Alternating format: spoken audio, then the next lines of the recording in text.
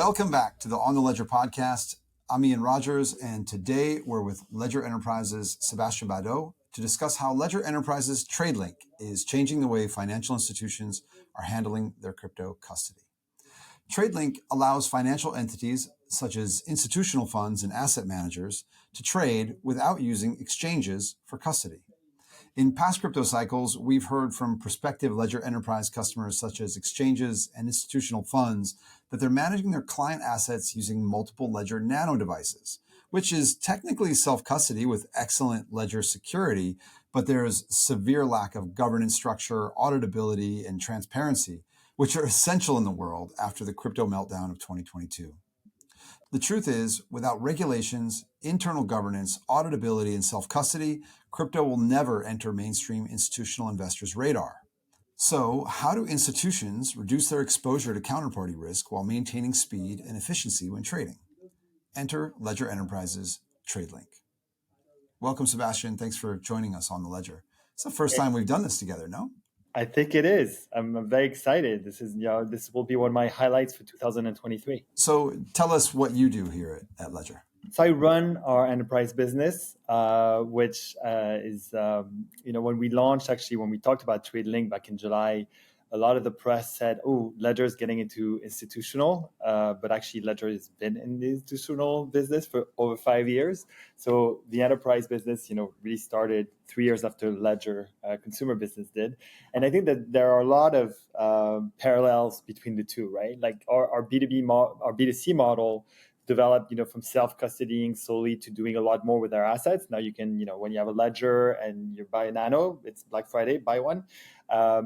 You will be taken through this flow where you and show that you can just, yes, you can custody your crypto, but you can also buy, stake, swap, do everything that you would want to do with your crypto.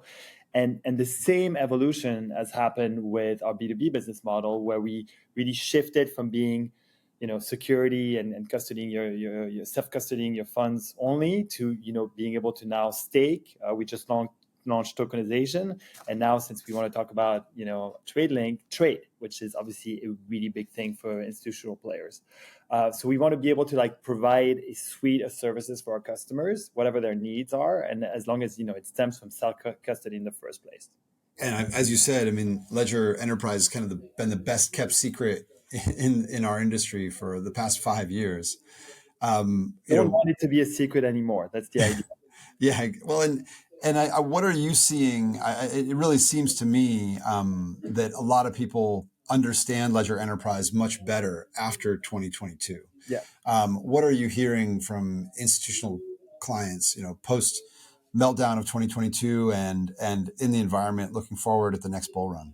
Yeah, it's really interesting, right? So, you and I, we know what it takes and what it's like to be in an environment that's being built, right? You had it with, music.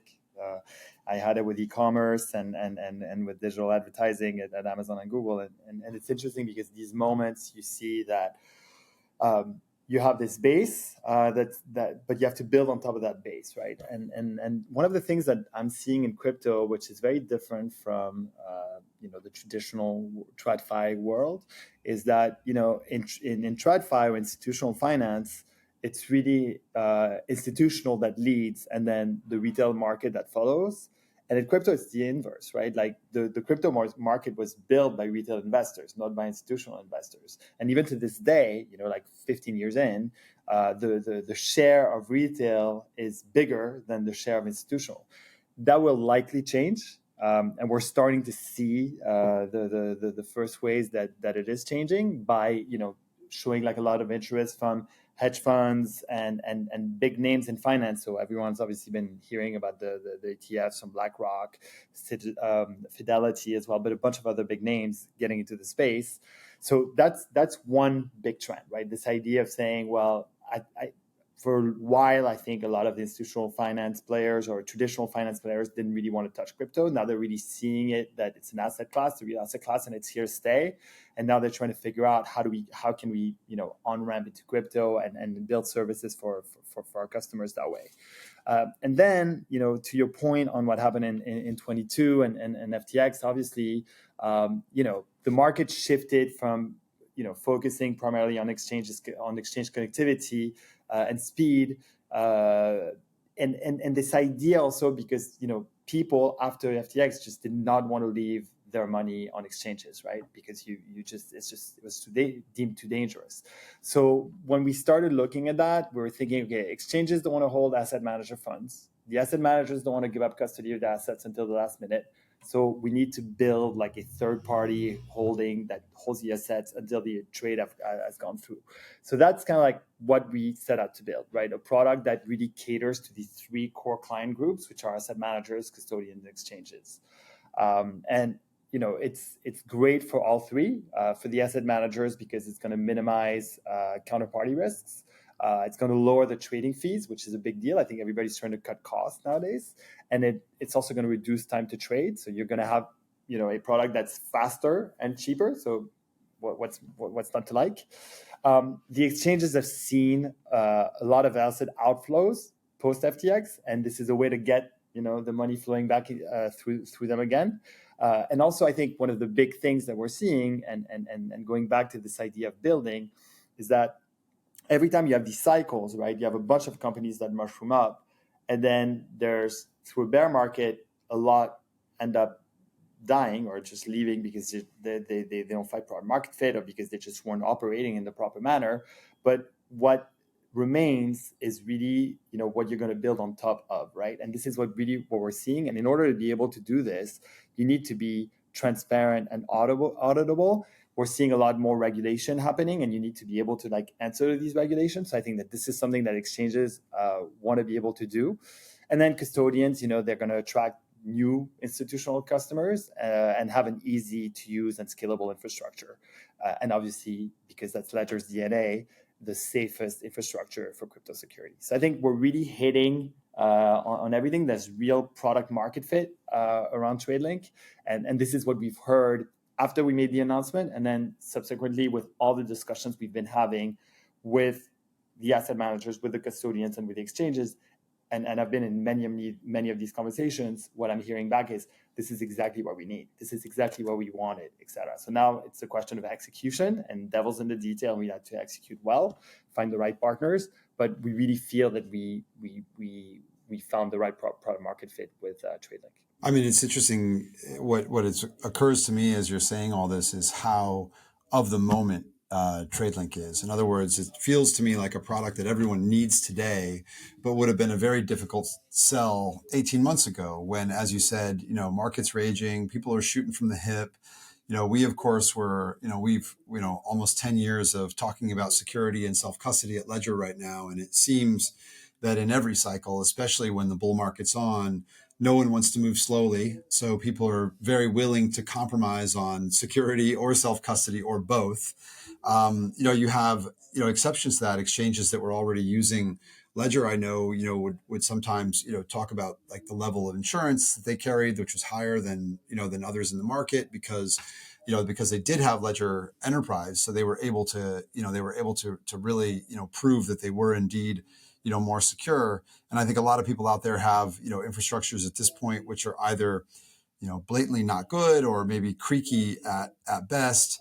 And, as you said, I think people, and many custodians would actually like the trading volume more than the additional custody risk, Yeah. So on one side of the equation, you have asset managers who would like to trade with less counterparty risk, and in many cases aren't even allowed to trade because of the counterparty risk. On the other side, you have exchanges who want the trading volume, Yeah. but they don't want additional counterparty or regulatory risk. They don't.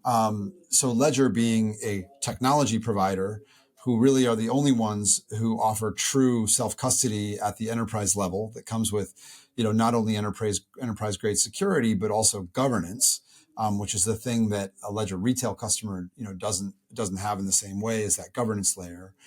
So it makes sense to me why this is, kind of, perfect for the market now. Like, what do you see as the as the new points of concern or points of hesitation or difficulties in bringing this to market? I mean, what's interesting, and I know you were in some of these discussions, and I love, the parallel that you're making to when you're in a bull market, maybe you don't really care so much about security or regulation, etc. But there are people, and I know that you were in some of these conversations that, were asset managers with, we're talking hundreds of millions in assets on nanos, and us telling them this is not the way to do it. And at the time, in a bull market, them saying, well, no, actually, this is fine for us. Having the conversation the year after, they are totally changed their tune, and they now really understand the importance of governance, right? So I think that the market also has helped us. When you read through, the discovery paper from FTX, you see that, and even though that a lot of hundreds of millions were being secured on hardware wallets, with absolutely no governance, right? Like an Excel sheet that was saying, well, hey, we have this much on this device, et cetera, et cetera. So I think I mean, if I'll just speak to what you're alluding to there for 1 second, because I totally agree with you. And the people that we were talking to were friends, and they were actually quite proud of their setup of managing their institutional investments on their ledger. And I think they were surprised that we were saying, actually that makes us nervous. Not because of the level of security, but as you're saying, because of the governance, and as you know, that when you have a ledger, the customer are responsible for that recovery phrase. So the question in an organization is, who is responsible for that? I've also taken the call from an organization, an investment organization, who said, we had 5 million in value on a ledger and it's gone.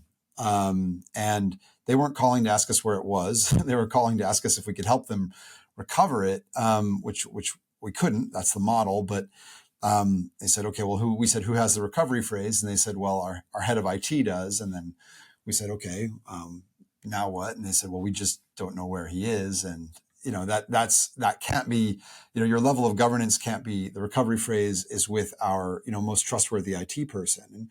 And I know that I think that it's true that Sam Bankman-Fried just didn't really care much about this vector of attack, right? We know, because of everything that happened in the trial, what they were using as their quote unquote enterprise security, and it was text files. Non-existent. Yeah, and I mean, for Sam Bankman-Fried, it was just not my problem. Well, obviously, it is his problem, and security was became an additional problem for them at the end. And I think that I think part of the reason I say what I'm saying is not to out anyone. It's also just to say that it's also just part of that maturity that you referred to earlier. Again, the people that we had this conversation with were very smart people. They had a very smart way of using nanos to manage their assets. But of course, just from a pure operational security standpoint, it's not exactly the right solution if you are an institution rather than an individual. And part of the space maturing is building, real practices for how enterprises should. And that should be self-custody, because you can't have some third-party technology provider go out of business or change hands or have a problem, and then you have no access to your, to your value. But you also need, within your own business, governance. So the right parties inside of the organization can do their jobs, whether it's someone at the low end who has the ability to approve transactions of a small amount, or the importance of the CFO in a transaction, which is a large approval, those sorts of things. Exactly, and in a lot of ways, what we're doing is you can keep, and I think maybe it's part of the ethos of crypto that you have to do everything on your own, etc. And I think that you can keep that ethos, right, while closely mirroring the traditional world, so that regulators have a framework to put the players into the right schemes, right? So it's not because you're going to create governance, which is very similar to the governance that you would have in regular finance, that you automatically are out of crypto. It could still be within the crypto world. And I think that this is where people are starting to really change. And then the second part is this idea of security is the one piece, right? And I think that it's obviously our core, it's our DNA, and it's the heart of everything that we do. But then, as I was alluding to earlier, and the same way that we do it for the B2B side, this idea also is to offer ways for people to like do whatever they want to do with their crypto, which is trade and settle their trades, etc., in a compliant way and in a secure way. So it's like, I'm not saying you have to just do security. You're going to do security, but still have the flexibility. And I think there's something really around flexibility and speed in the product that we're building, which is really at the heart of what Ledger TradeLink is. Okay, so concretely, how does TradeLink work? So I mean, it's quite simple, right? So you have an asset manager that's going to be transferring fund to a chosen qualified custodian. So the choosing part is really important. Like basically, it's creating the equivalent of this in the trading cycle, an infrastructure between the institution, but you have the flexibility to choose who you want to be working with, right? So if I'm an asset manager and I want to work with this custodian, as long as that custodian is like plugged into our solution, it works. You make the choice, right? The funds are then held by the custodian in a collateral account, and it's obviously secured by Ledger technology. So that's the heart of it. You have the security baked in. Then you will have the second point is that trading activation. So custodian promptly pledges the funds to the asset manager's selected exchange or OTC. So again, the asset manager can choose his custodian or multiple custodians also, which is different. Usually you only have one. Here you can choose multiple. And then you also choose one or many exchanges or OTC providers to enable the trade. And then on the trading platform, the asset manager sees like the trade is ready. He sees the balance corresponding to the amount that he had put into the collateral account. And then you can do a normal trading activity. And you have the reassurance that the funds are like held and safeguarded by the custodian and not the liquidity provider. So basically your funds never are on the exchange. It's like an off-exchange trading. So you're always safe. And I think that this is what's really speaking to asset managers, be it asset managers that have been in the crypto space and have seen issues happening in the past, obviously with exchanges, but especially I think with more traditional people going into the market. And to your point earlier on, this is the right moment. This is what's happening right now, right? And so what we're offering is something very similar to TradFi models. It mirrors the central clearing counterparty model, which offers like a compliant and risk minimized environment. And I think that that's really going to be the thing that makes the difference, because you're telling them, yes, you're going to be able to participate and because they know that crypto is an asset class and that it's here to stay and they want to be part of that environment, but they don't have to, give up the secure aspect and also like the way that they are used to interacting with exchanges. I think that that's really, in layman terms, the way that you can get to working with TradeLink. I want to cover a bit more, but actually what's occurring to me now is I'm thinking that, if I were listening to this and I were an asset manager or an exchange, I'd be fairly sold, right? Reason is because I'm trying to be, as objective as I can be here. This is your product, Seb, not mine. But,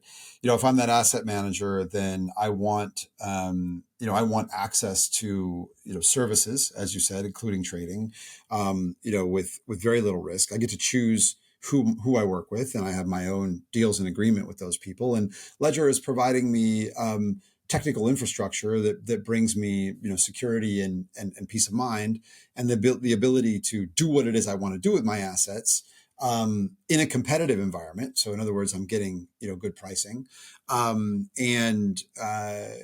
with high levels of, availability, security, et cetera. Now, if I'm the exchange, I want to participate in this because, again, I want trading volume, right? And if I have the ability to easily onboard asset managers without additional, custody risk, and I get that, that trading volume, and I get the protections of a system where I can, verify that, the assets that I'm effectively, kind of giving margin on are available, and I can trust that other party, then I'm also in. So my super simple question is that if I am one of these players that wants to participate in TradeLink, either an asset, manager or a service provider, or what do I do? How does someone get in touch with you?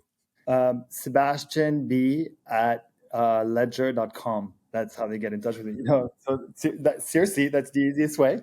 Please send me an email. I'll be happy to respond. Now, I think what's happening right now is that we have been talking. We announced the product and we announced our go to market like back in July. We've been working very, very closely with our custodian partners, onboarding new ones, and then we're building, um, kind of MVPs, if you will, even though they're not really MVPs, but let's call them MVPs, to make sure that everything is working exactly the way that it's supposed to work, because we want to make sure that the promise that we're making of having trades that are happening faster, that there's no network lock-in, that you're able to really choose and have a vast because there's really a network effect in the way that you're building the technology as well, is really there at launch. So anyone who's interested, we can bring into this test phase, which we're rolling out in the next couple of weeks.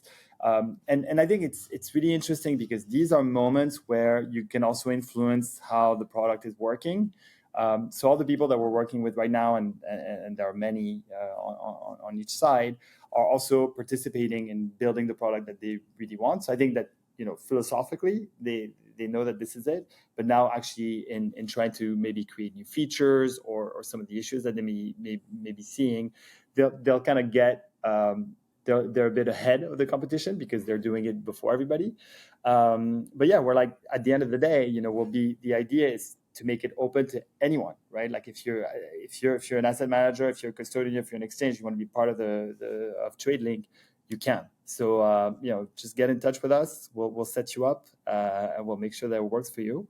Because as you said, like for custodians, it's going to bring in more business. For exchanges, it's going to offload their custodian duty, which they really love. And for asset managers, before, like in traditional markets, they had like a network lock-in where they were forced to use a single custodian.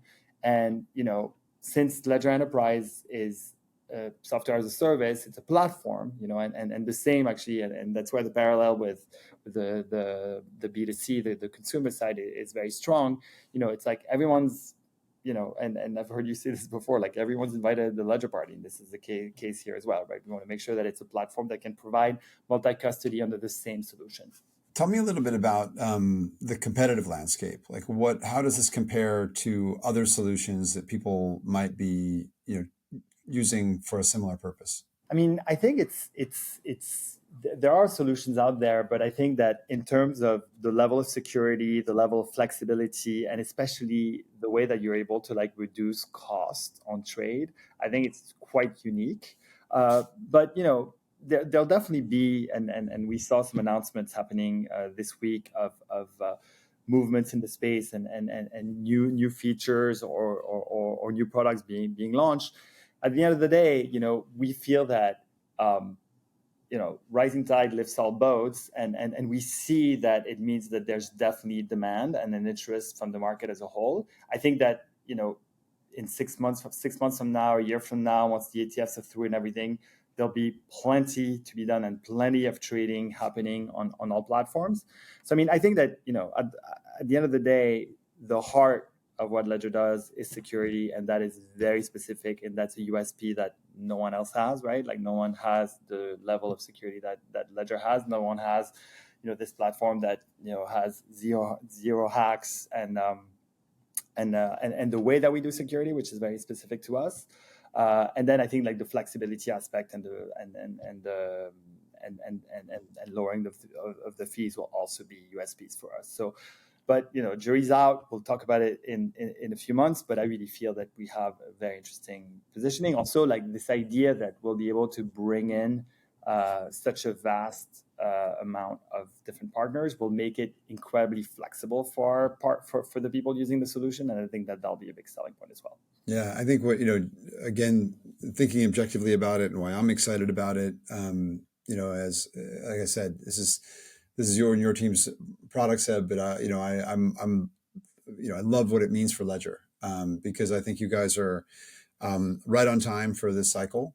I think that as the market is maturing, they care more about these things. I think sometimes, we care a little ahead of time because we're so obsessed with security and self-custody. And like I said, oftentimes people are willing to compromise on those too. But unfortunately, every single cycle we see that compromising on, one or both of those, leads to ruin in one way or another. So I think as part of things maturing, they just, simply go that direction. If not self-custody, why crypto? If self-custody security is a must, we believe in the power of these assets that that move at the speed of the internet, and we know that traditional finance comes this direction, but they only come this direction if if there are grown-ups at the controls, and they also have the controls and the auditability and the assurances that really mature systems give you. So it's I think it's really exciting to see this space mature and to see people appreciate that in some way, and to realize that that's really crucial to their business. And I think what we're going to be seeing is as I was alluding to at the beginning, is this move and this switch from, we've obviously with 6 million nanos sold, we've proven that there's a wide consumer market and a retail market. What's going to be interesting is to see how many. It's not going to be 6 million, but like in terms of flows, how big this is going to get, and I see it down the line, obviously overtaking the retail market, because traditional finance is like trillions of trade. Like the market cap of crypto is like trillion. Every day there are trillions of dollars being traded on traditional TradFi markets. Are we going to get there for crypto? Possibly, but in order to get there, and then there'll be baby steps, but this is, I think, a very, very important step, and building the infrastructure where they're going to feel comfortable in moving X%, be it 1, 5, 10 of whatever assets they're managing onto these platforms. That's going to make and again, this is going to have an impact on the overall market, not just the institutional market. So to your point, I think it is very important for Ledger, because I see us really working in lockstep on the we're learning from what's happening on the B2C side and on the B2B side. We're merging more and more, even like the products, our capacity, for example, to like integrate coins into Ledger Live and into Ledger Vault is, we used to do it separately. Now we're merging them a lot more. Even on the hardware side, that's where we'll get to at some point.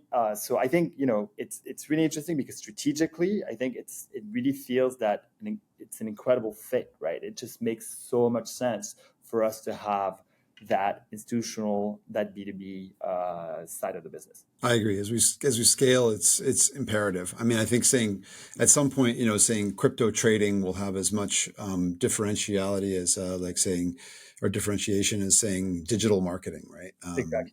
It's there's no such thing as digital marketing. There's just marketing in a digital world, and ultimately, I think that the world of finance will move towards places where there is efficiency, and there's clearly efficiency in what what you're doing with TradeLink. So I would really like to, and also I think that it's important for people to understand that as Ledger, we believe in crypto, and we believe in digital assets.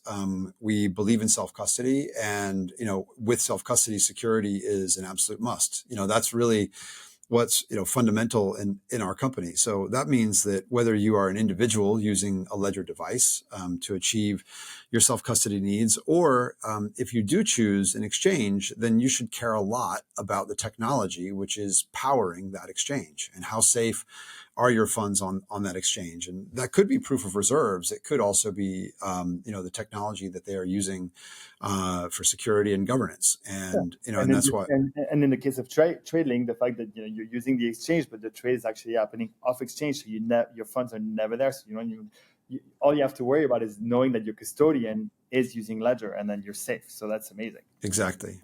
Well, what I'd love to do, Seb, if you're up for it, is to spend more time on Ledger Enterprise here on the Ledger over the next couple of months, to give people a real demo of Ledger Enterprise, because I think most people haven't seen it. So we can step through that for them, and let's keep going.